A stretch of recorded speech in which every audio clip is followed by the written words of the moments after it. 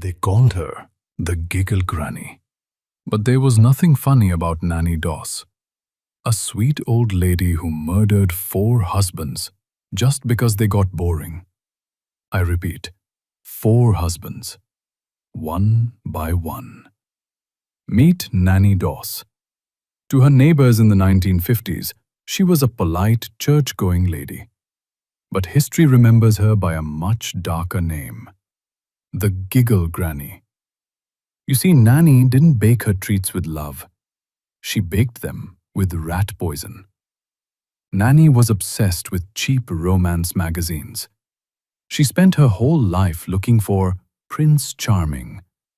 But real life is messy. Her husbands drank, or they argued, or they were just plain boring.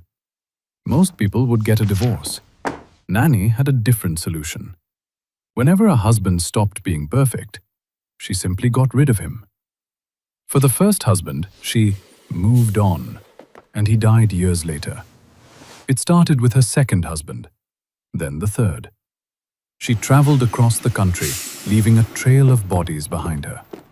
Nobody suspected a thing because, well, who suspects a sweet old lady? It wasn't just husbands either. If a family member became a burden, they'd suddenly get sick and die after eating her cooking. She was responsible for the deaths of at least 11 people, all of whom were family members, including 4 of her 5 husbands, her mother, sister, 2 children, and 2 grandsons. Her luck finally ran out with husband number 5, Samuel.